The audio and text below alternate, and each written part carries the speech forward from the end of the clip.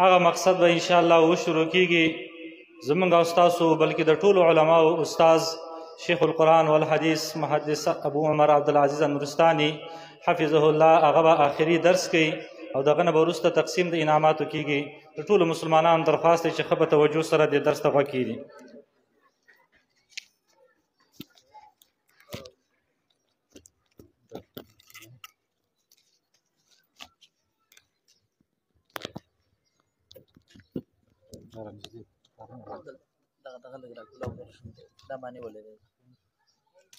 هغه موبایل لرته هغه موبایل ما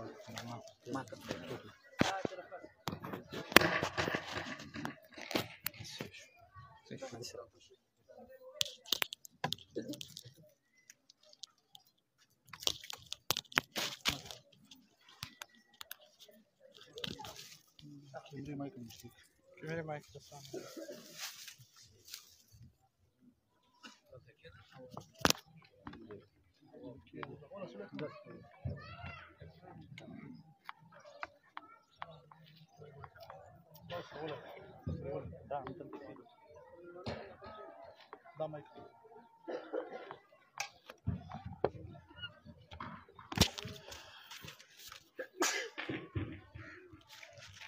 يرحمك الله.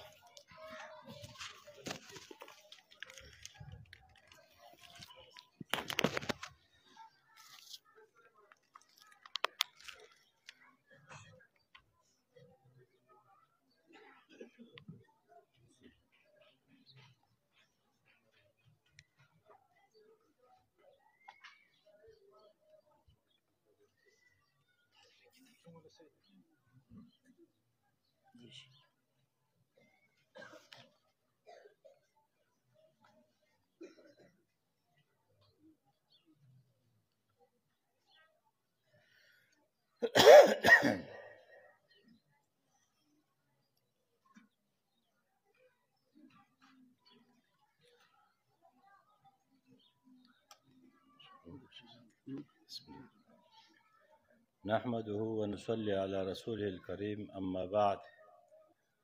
فبأسانيدكم حفظكم الله إلى مشايخكم رحمهم الله، إلى الإمام أبي عبد الله محمد بن إسماعيل البخاري رحمه الله قال: باب قول الله عز وجل: ونزع الموازين القسط ليوم القيامة،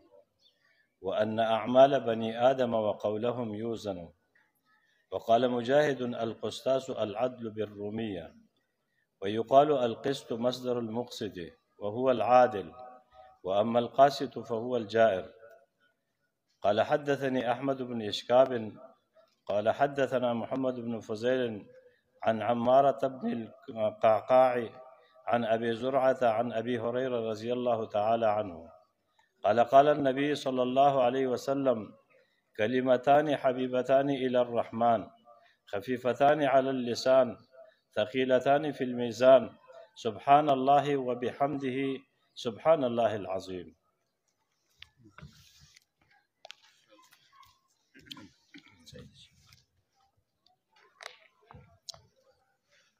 السلام عليكم. إن الحمد لله نحمده ونستعينه ونستغفره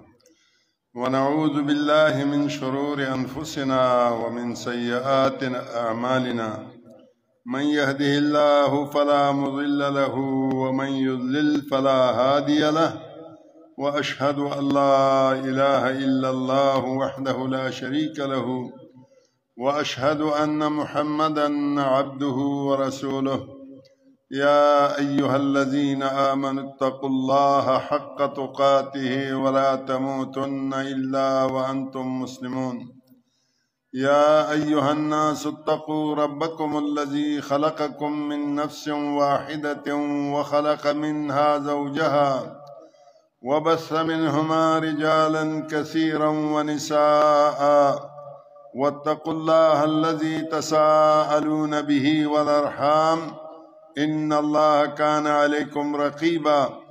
يا أيها الذين آمنوا اتقوا الله وقولوا قولا سديدا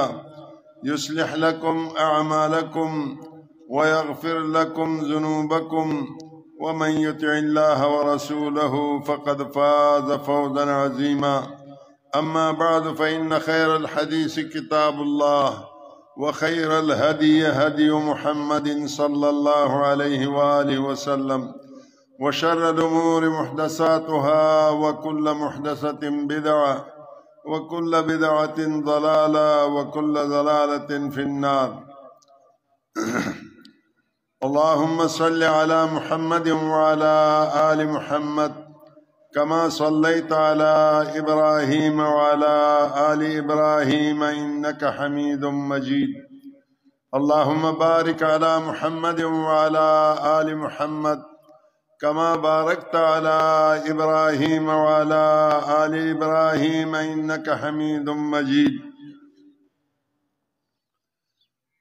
محترم و معززو خاص کر طلبه کرام چې فارغی گئی دے ټولو ته دا عرض دی چې دا الله سبحانه و تعالی سنت جاری دی چې هغه خلقو ته بلندی او مرتبه او علو ورکی چې هغوی الله سره مخلص شي. الله احکام په ځای راولي. امام بخاری رحمت الله علیه فرمایي زه د الله نه امید ساتم چې الله به ما سره حساب کتاب د مال په باره کې نه کوي. او همدارنګه فرمایي چې ما په خپل زندگی کې د چا غیبت مې نه دی کړی. دغه وجه دی چې الله دومره لوی مرتبه ورکړه چې د کمې زمانې نه امام بخاري لیکلی دی تر ننه پورې دا ذکر خیر کیږي. ورفعنا لك ذکرک دا ذکر خیر کیږي. نو الله سبحانه و تعالی داسې انسانانو ته بیا داسې فهم ثاقب ورکوي او داسې چې کوم دی نو حافظه ورکوي او داسې پوهه ورکوي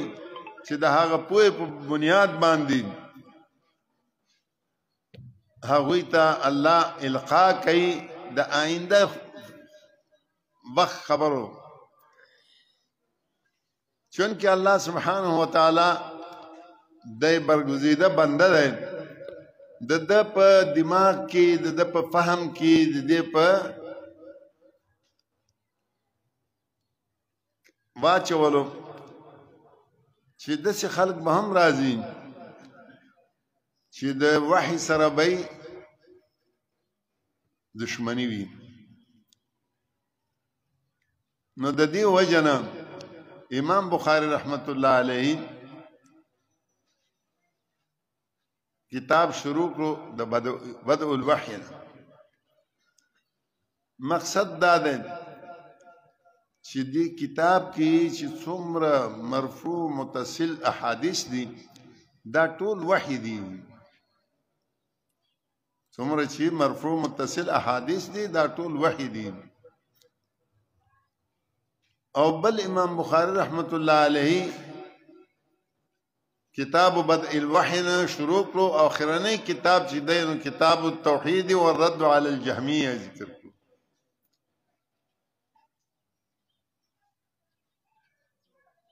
پدې کې دا فائدہ ده چې جهمیه معتزله دوی دا دعوه کوي د توحید. امام بخاری رحمت الله علیه مقصد دا ده هر هغه توحید چې عاری وي د وحی نه هغه الله ته قبول او منظور نه ده. او بل دا ویل غواړي امام بخاری رحمت الله علیه چې د دې بدء الوحی نه تر ونزع الموازین القسط پورې دا څومره احادیث چې دي دا وحی دي او قابل د عمل دي واجب اتباع دي.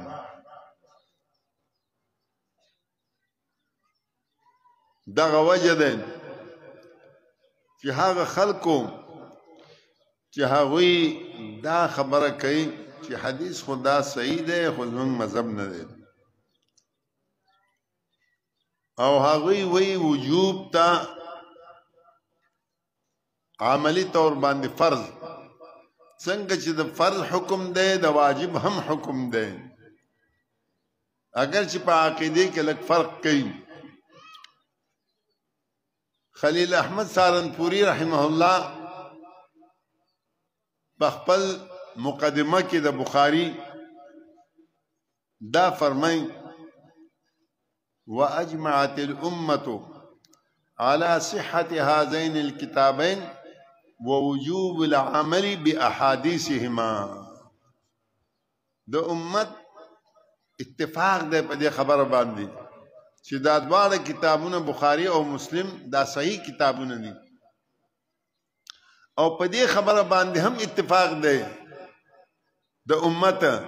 چې دې دواړو کتابونو کې دننه چې کم احادیث دي مرفوعه متصله هغه واجب العمل دي نو امام بخاری رحمت الله علیه بدء الوحی نه شروع کړو دې د پاره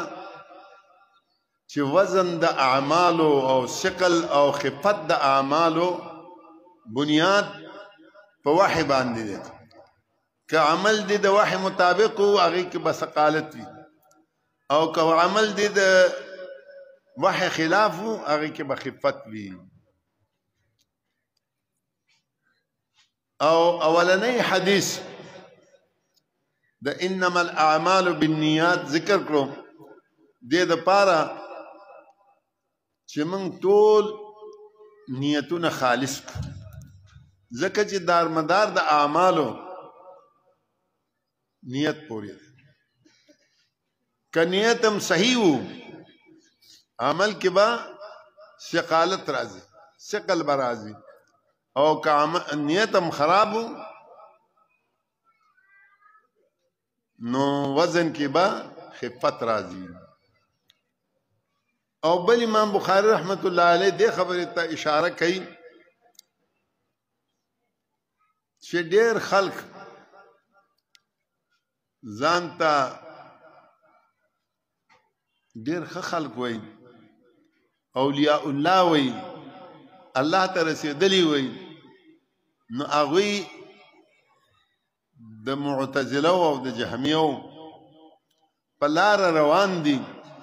هغوی وایي چې خبر واحد باندې عقاید او فرائض نه ثابتېږي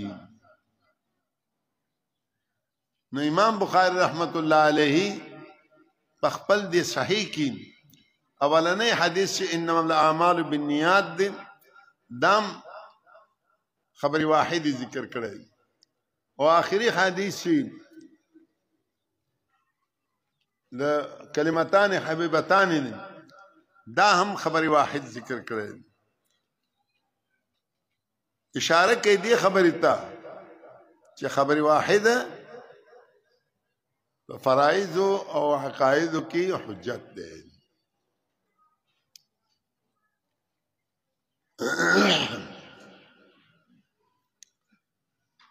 ابن فورک وی امام بخاری رحمت الله علیه په دې باب سره چې باب ونزع الموازین القسط ده دا رد ده په معتزله باندې چې وی وزن د اعمالو نه انکار کوي وزن د اعمالو قرآن او د حدیث سره ثابت ده قرآن خدلته الله پاک فرمایل چې ونزع الموازین القسط فاما من ثقلت موازینه فهو في عيشة راضية واما من خفت موازینه فامه هاویه قرآن ثابت او رسول الله صلی الله علیه و آله وسلم هم په خپل احادیثو کې د میزان ذکر کړی دی د سلف الامه هغوی هم په خپل عقایدو کتابونو کې د عقیدې نه هغه عقیدې جملې نه میزان ذکر کړی دی لہذا اس اللہ پاک خدا او فرمائل انا امام بخاری رحمت اللہ علیہ وان اعمال بنی آدم وقولهم یوزن د انسانانو اعمال او اقوال دا به تلل کیږي معتزله د خپل فکر او د عقل مطابق دا وینا وکړو چې تلل کیږي هغه شی چې مجسم وي کم شی چې مجسم نه وي نو هغه نه تلل کیږي لہذا اعمال چې وشي نو ختم شي توجود نشته اقوال چې وویل شي بس ختم شي توجود نشته لیکن ما محترم و معزز اوله خبره دا ده چې الله او فرمایل چې ونزع الموازین القسط بیا د چا خبرې کولو ته ضرورت نشته ځکه چې رب فرمایل چې میزان بکیږي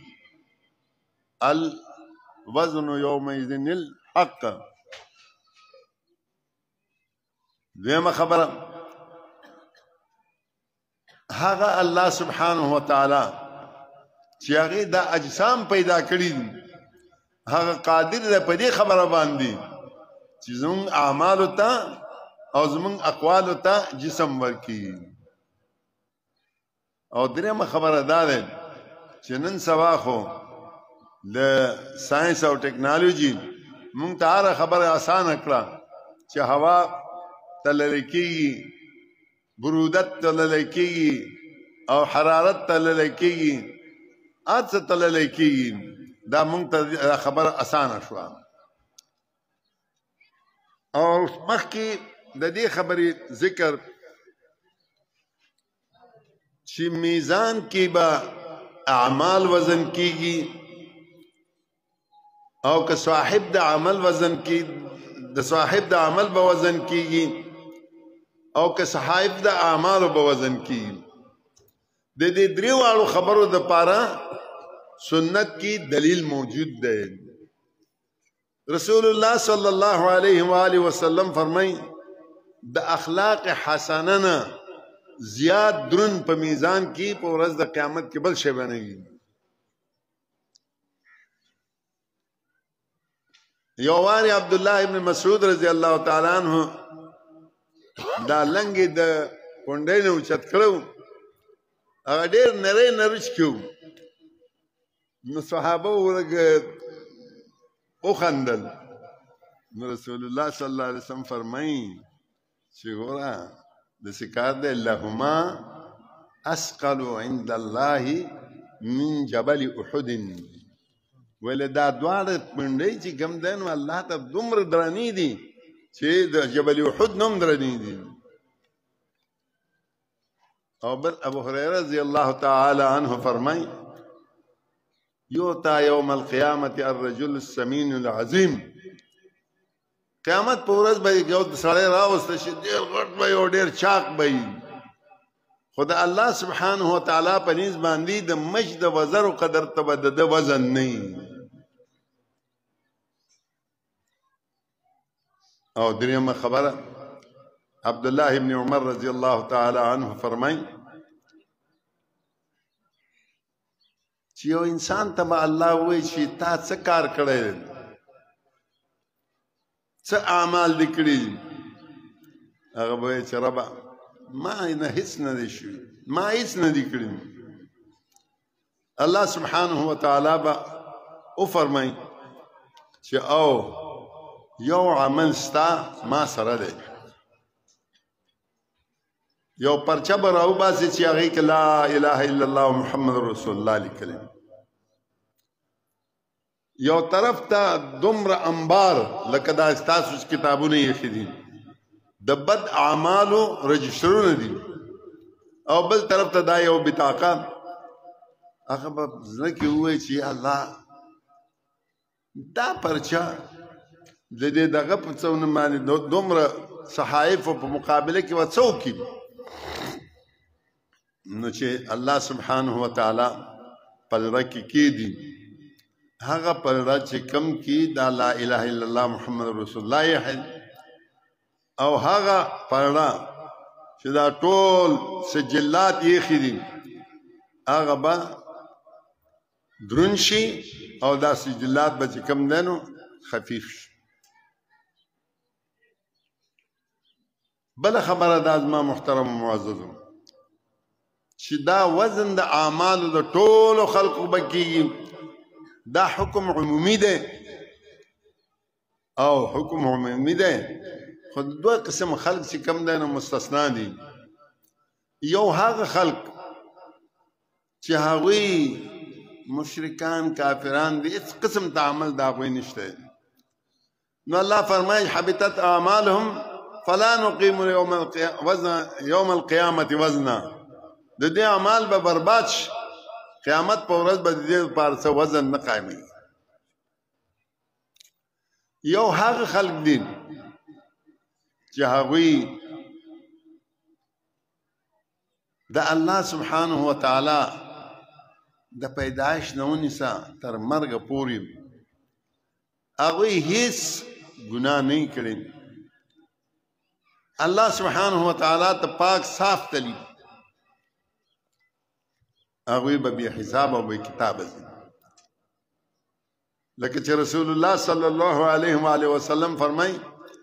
په افق کې چې کم دی نو دومره مخلوق ولدو چې صد الافق دا ټول کناره د اسمان ډک کړو جبريل علیه الصلاۃ والسلام فرمایل هذه امته دا ستا امت دی دا مخکې چې کم تیر شو دا نور قومونو نور امتونو دا چې کوم مخکاري دا ستا امت دی منهم 70,000 يدخلون الجنة بلا حساب ولا كتاب په دغه کې چې کم دی نو 80,000 کسان به داسې چې بغیر حساب او بغیر کتاب باندې نوځي او کاشف بن محسن رضی الله تعالی عنه پاسېدو هغه ویل چې ادعو یا رسول الله ادعو لي یا رسول الله ان يجعلني الله منهم ما د پاره دعا وکړه چې الله ما د دین وګرځي نو رسول الله صلی الله علیه وسلم ته دعا وکړه بهر حال ما محترم و معززو نزع الموازین موازین چې کوم دی نو جمع دی القسط دا مفرد دی موازین جمع د دی وجه نه دی یا خو لوجه د هر شخص او د هر عمل د پاره ځان له میزان دی یا د دی وجه نه چې د هر عمل د پاره بیل موازین دی یا دا جمع چې کوم دی تفخیم د پاره دی بهر حال القسط دا مفرد دی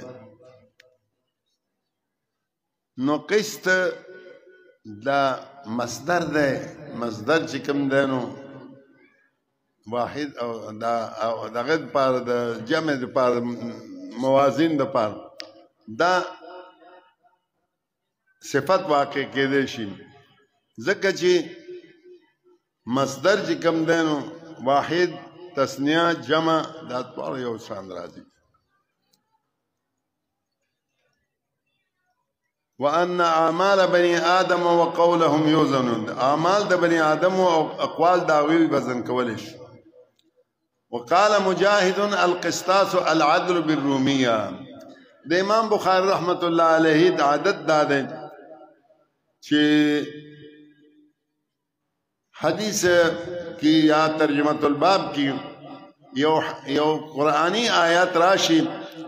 د دغه د مادینه قرآن پاک کی چې بلځه کی څوینو اگر اخلي او دغه تشریح کوي القسط د دې د ماندنه قسطاس یا قسطاس قرآن کې قسطاس راغلی او دسې په ذمه د قاف سره هم راغلی د قسطاس. نو د هغې تشریح کوي. رومي کې دا قسطاس لفظ چې کوم دی نو عدل ته ویل کېږي، او قرآن چې کوم دی عربي دی. انا انزلناه قرآنا عربيا لعلكم تعقلون. نو خبره دا ده کله کله توافق د لغات راش، یو ټکی هغه په دې یو ژبه کې مغه معنا باندې استعمالېږي، بل ژبه کې په مغه معنا باندې استعمالېږي. لکه پښتو کې داسې ده فراغ الى اهلهم،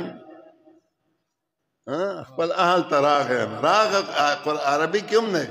او پښتو کې هم دا یو شان دی. او تنور چې کوم دی نو دا یو شان دی. صندوق دا یو شان دی عربي کې او هر ژبه کې.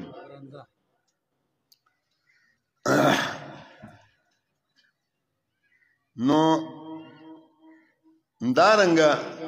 په رومي کې هم قسطاس عدل ته ویل کېږي او په عربي کې هم قسطاس عدل ته ویل کېږي. او دا هم ویلی شوي دي چې دا قسط مصدر دی د مقسط، او په دې باندې بعض علماو دا اعتراض کړی دی چې دا مقسط چې کوم دی نو دا د اسم فاعل دا نه اسم مفعول دی د څه شی اقسط یقسط باب افعال د باب افعال دغه دی څه ورته اسم مفعول دی او دغه راځي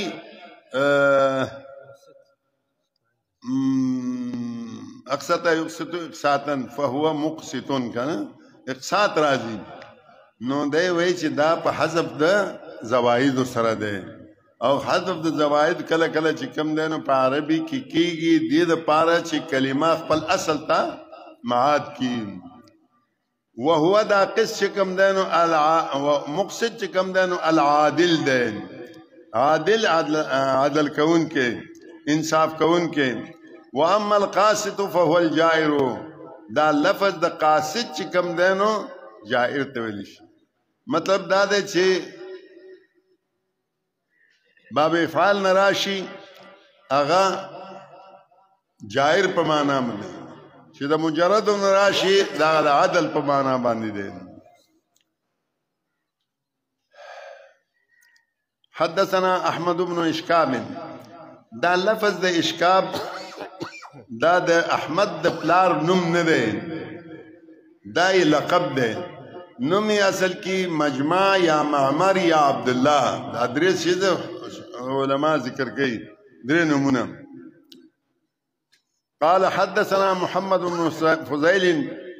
عن عمارة بن القعقاع عن ابي زرعة عن ابي هريرة. دیتا غریب یا فرد د دې وجنه وایي چې احمد بن اشکاب تفرد کړی دی د محمد بن فضیل نه، محمد بن فضیل تفرد کړی دی د عماره بن القعقاع نه، عماره بن القعقاع تفرد کړی دی د ابو زرعه نه، ابو زرعه د رسول د ابو هريره رضی الله تعالی عنه نه. او دام یاد ساته چې تاسو په اصول حدیث کې بار بار وایي، تاسو دلته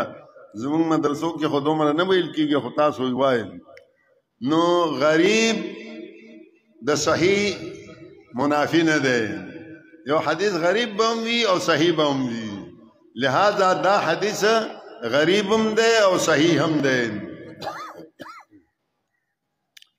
قال النبي صلى الله عليه وسلم کلمتان حبیبتان للرحمن، دو کلمې دي چې رحمان ذات ته ډېرې محبوبې دي. دو کلمې دي چې رحمان ذات ته ډېر محبوبې دي. خفیفتان علی اللسان، په جنبه کې چې کوم دی نو ډېر اسانې دي. ثقیلتان فی الميزان، میزان کې ډېرې درنې دي. دلته الله سبحانه رسول الله صلی الله علیه و آله وسلم د الله په صفاتو کې یو صفت رحمان ذکر کړو، او دې کې اشاره ده دې خبرې ته چې الله سبحانه وتعالی رحمت دومره لوی دی چې لږ غوندې عمل باندې یو کلمه باندې سبحان الله وبحمده سبحان الله العظیم دومره ثواب درکوي چې د هغې اندازه نه وي او د ګناهونه چې د سمندر د زګونو مرئ نو هغه درنه معاف کوي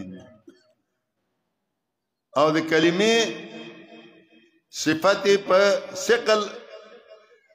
او خفت سره وکړو زموږ د اسلافو نه چا تپوس وکړو چې دا څه وجه ده چې نیکی کې ثقل وي او په بدی کې چې کم ده نو خفت دی هغې وویل ګوره چې دا نیکی ده د نیکی حلاوت پټ دی او مرارت ظاهر دی پام کوئ چې د دې د مرارت د وجه نه اعمال پرې نه دی او د بدی چې کم دی نو حلاوت ظاهر دی او مرارت چې کم دی نو پټ دی پام کوئ چې دغه حلاوت د وجه نه بدو ته ځان وړاندې نه کوي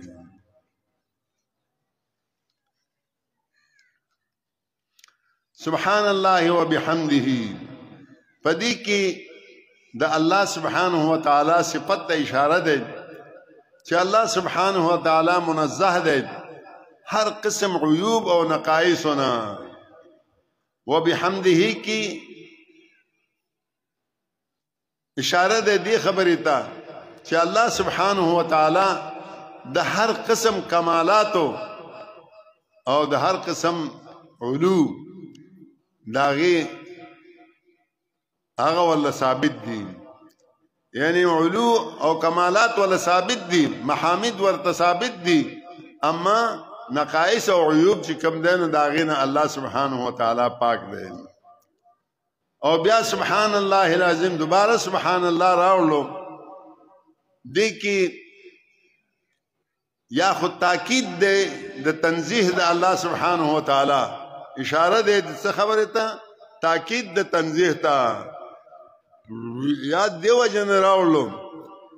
چې د الله تعالی د صفاتو دشمنان ډیر دي د الله تعالی د صفاتو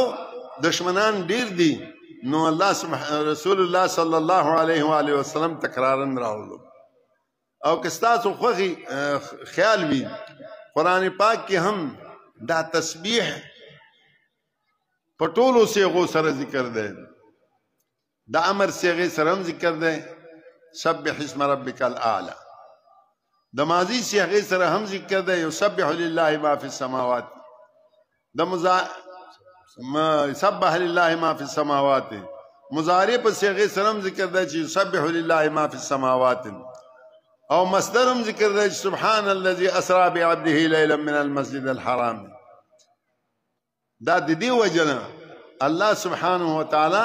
سبحانه وتعالى عما يشركون سبحانه وتعالى عما يصفون سبحانه وتعالى عما يقولون دا ټول صيغه ذکر کړي د دې وجنه چې د الله د تنزیه د الله د صفاتو دشمنان ډیر دي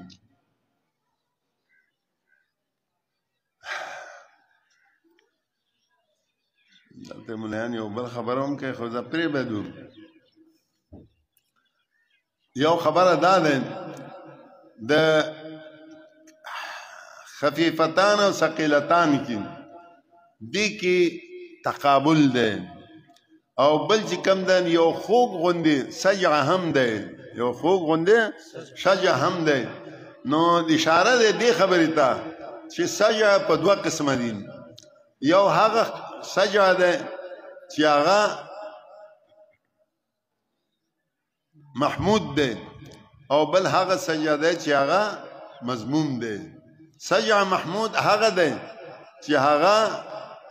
بلا تکلف او وی او شامل نوی هیڅ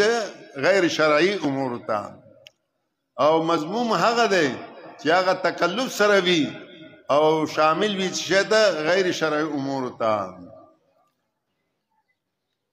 آخر کې امام بخاری رحمت الله علیه دا حدیث راوړو د دې وجنه چې د مکلف تکلیفي اعمالو آخري اثر څه شه ده؟ وزن د اعمالو ده، او د وزن د اعمالو نه وروسته بیا استقرار ده، اما فی الجنه و اما فی السعیر. او بل دې خبرې ته اشاره ده چې په هر یو مجلس کې چې انسان ناست وي هغه نه خامخا څه نه څه سبقت لسانی کیږي.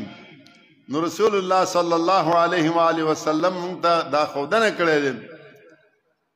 چې مجلس نه پاڅېږئ سبحانك اللهم ربنا وبحمدك واستغفرك واتوب الیک. امام بخاری رحمت الله علیهم سبحان الله وبحمده سبحان الله العظیم ذکر. بس السلام علیکم ورحمۃ اللہ. جزاك الله خير. اکرمک. خجی صدر والے جی.